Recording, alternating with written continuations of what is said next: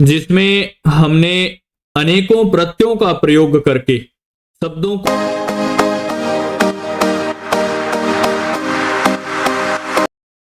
ओम नमस्ते जी। आज का हमारा विषय कृदंत प्रकरण में लट है सत्री सान चाव प्रथमा समानाधिकरणी नियम से प्रारंभ होगा। इससे पूर्व हमने कृदंत प्रकरण के अनेकों नियमों के बारे में आपके साथ चर्चाएं की हैं, जिसमें हमने अनेकों प्रत्ययों का प्रयोग करके शब्दों को सिद्ध किया है, अर्थात किन किन शब्दों में किन किन प्रत्ययों का प्रयोग किया गया है, आदेशों का प्रयोग किया गया है, आगमों का प्रयोग किया गया है, उनके बारे में हमने आपके साथ विस्तार से चर्चा की है। आज हम अपने विषय को कहां से प्रारंभ कर रहे हैं? लट है सत्री सान चाव प्रथमा समानाधिकरणी नियम से। आइए अधिक समय न लेते हुए हम अपने विषय को प्रारंभ करते हैं।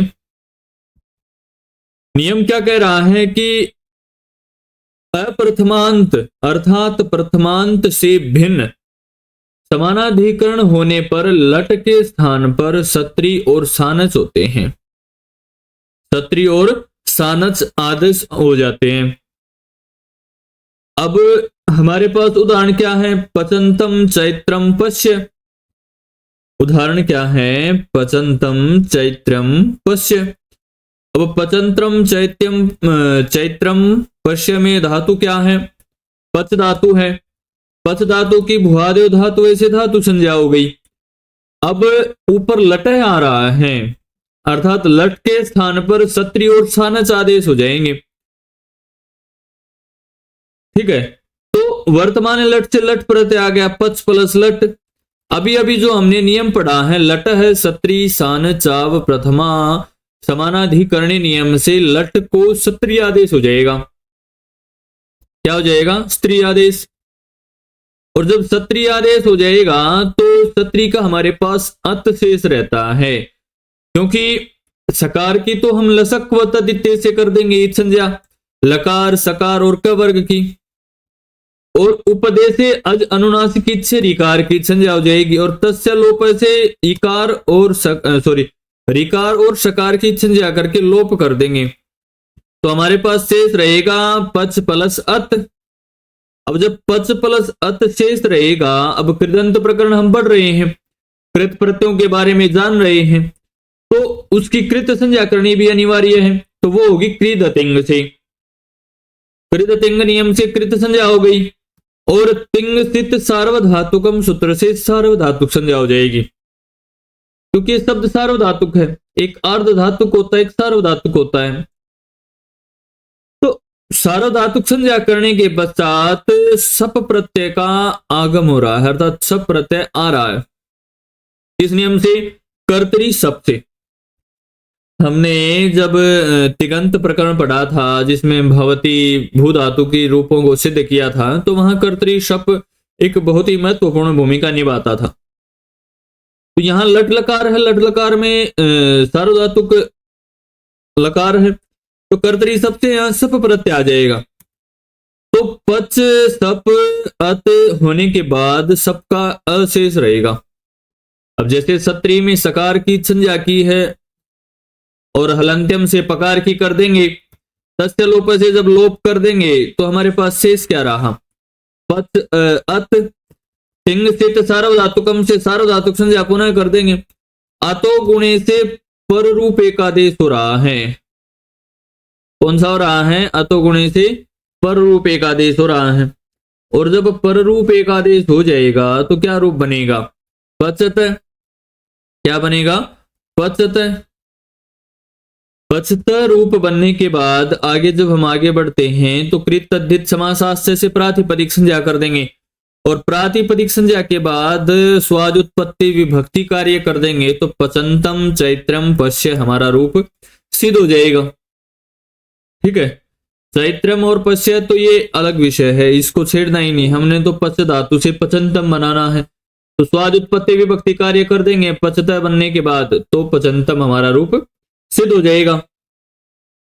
ठीक इसी कड़ी में जब आगे बढ़ते हैं तो अगला नियम आता है आने मुख। क्या नियम आता है? आने मुख। अब आने मुख क्या कह रहा है कि अदंत अंग को, इसको अदंत अंग को मुख आगम हो आन प्रेरते, अदंत अंग को मुख का आगम हो आन प्रेरते। अब हमारे पास रूप क्या है, पचमानम चैत्रम पश्य, अर्थात यहां भी पच धातु है। अब पच धातु है तो पच की हम भुआदि धातु से धातु संज्ञा कर देंगे। जिस प्रकार हमने पचंतम चैत्रम पश्य रूप सिद्ध किया था, ठीक वैसे ही यहां पर होगा। लट है सत्री सानच चाव प्रथमा समानाधिकरण नियम से सानच प्रत्यय आ जाएगा। यहां पर पहले सत्री आया था, यहां सानच आ जाएगा। अब सानच का हमारे पास क्या शेष रहेगा, आन। तय की तो हलंत्यम से संज्ञा कर देंगे और शकार की किससे करेंगे, लसक वत दिते से, और तस्य लोप से लोप कर देंगे। तो हमारे पास शेष क्या रहा, पच प्लस आन, और पच प्लस आन शेष रहेगा। तो कृत संज्ञा और सार्वधातुक संज्ञा करने के पश्चात सप प्रत्यय आ जाएगा। कौन सा आ जाएगा, सप। किस नियम से, कर्तरी सप से। जिस प्रकार ऊपर की सिद्धि में आया था, ठीक इसी प्रकार वही चीजें नियम यहां लग रहे हैं। यहां केवल जो एक नया नियम आया है, मुख का आगम आन प्रेरते, तो मुख का आगम हो जाएगा किस नियम से, आने मुख नियम से। किस नियम से, आने मुख नियम से। ठीक है, और मुख कित है, मुख क्या है, कित है। तो ये सप के अंत में आएगा, अर्थात धातु के अंत में आएगा, आद्यंत टकी तो उसे।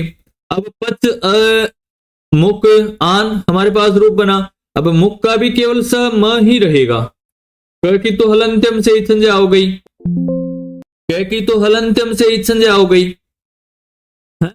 और उसके बाद उकार की उपदेश से अजनुनासिक कित से संज्ञा हो जाएगी। ठीक है, और जब उकार की और ककार की संज्ञा होने के बाद तस्य लोप से लोप हो जाएगा। तो हमारे पास रूप क्या शेष रहा, पच म आन, और इनको मिला देंगे तो पच मान रूप बन गया।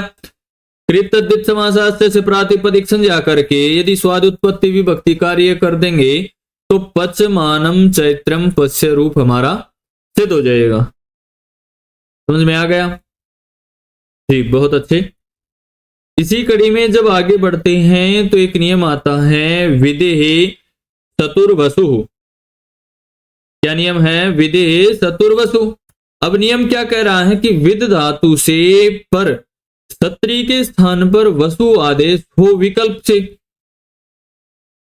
अब जब सत्री के स्थान पर वसु आदेश होगा तो एक बार विदन बनेगा उदाहरण और रूप, और एक बार विद्वान बनेगा। अब हम पढ़ते हैं ना, बहुत से लोग बोलते हैं ये विद्वान है, ये विदन है, इस प्रकार। तो विद्वान शब्द में कौन से आदेश हो रहे हैं, कौन सा प्रत्यय हो रहा है, यह बहुत ही अधिक महत्वपूर्ण है। ठीक है, अब विद्वान में सत्री प्रत्यय है, सत्री आदेश हो रखा है। किस नियम से, लट सत्री सानच,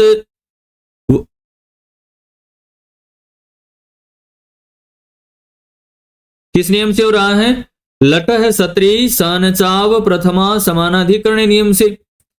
और सत्री के स्थान पर क्या हो रहा है, वसु आदेश विकल्प से।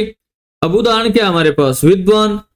क्या उदाहरण है, विद्वान। इसमें धातु क्या है, विद धातु है, भुआदेव धातु से धातु संज्ञा वर्तमान लट से लट लकार, और लट लकार करने के बाद जब सत्री प्रत्यय लेके आएंगे, सत्री आदेश लेके आएंगे तो विद प्लस सत्री। अब सत्री होने के बाद सत्री का अत शेष रहेगा, जैसे पूर्व सिद्धि में हमने सत्री का अत शेष किया था। ठीक ही वैसे ये यहां रहेगा। और जब सत्री आदेश से विद प्लस अत रहेगा शेष, तो कृद तिंग से कृत संज्ञा, तिंग शित सार्वधातुकम से सार्वधातुक संज्ञा, कर्तरी सप से सप प्रत्यय आ जाएगा, और सबका भी अशेष रहेगा। ठीक है, और सप के अशेष रहने से पूर्व एक नियम आता है, अधिप्रभृतिभ्य सप, अर्थात सबका लुक हो जाएगा। तो विद प्लस अ ही हमारे अत, विद प्लस अत ही हमारे पास शेष रहेगा। पुनः सार्वधातुक संज्ञा करने के बाद अभी अभी जो हमने नियम पढ़ा है, विदे सतुर्वसु, सूत्र से विद धातु से सत्री को वसु आदेश हो गया, और वसु आदेश हो गया तो विद वसु, और वसु का वशेष रहेगा, और उकार की संज्ञा करके लोप कर देंगे। कृतद्धित समासास्त्र से प्रातिपदिक संज्ञा करेंगे तो विद्वस रूप हमारा बन गया, और स्वाद उत्पत्ति विभक्ति कार्य कर देंगे तो विद्वान रूप बन जाएगा। कोई परिवर्तन नहीं है, विद्वान रूप सिद्ध हो गया ना, आ गया ना। कौन सा प्रत्यय होता है इसमें विद्वान में? सत्री। और सत्री के स्थान पर कौन सा आदेश होता है? वसु। किस नियम से? विदेह सतुर्वसु से।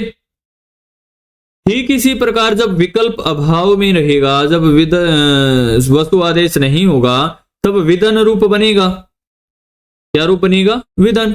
यहां पर विविध धातु हैं, बाकी विद्वान के समान ही चलेंगे। सप प्रत्यय आ जाएगा, वहां तो सबका अधिप्रवृत्ति भय सप से सबका लुक कर दिया था, यहां सबका लुक नहीं होगा, सबका ए बन जाएगा। और विद अत होने के बाद सार्वधातुक संज्ञा करने के बाद अधिप्रवृत्ति भय सप से यहां फिर सबका भी लुक कर देंगे।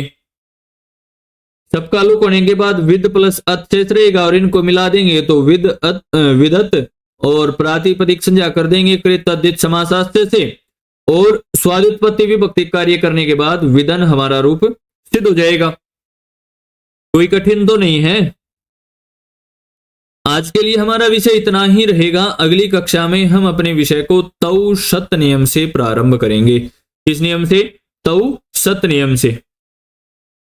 धन्यवाद। फिर मिलेंगे इसी प्रकार की नई नई कक्षाओं में।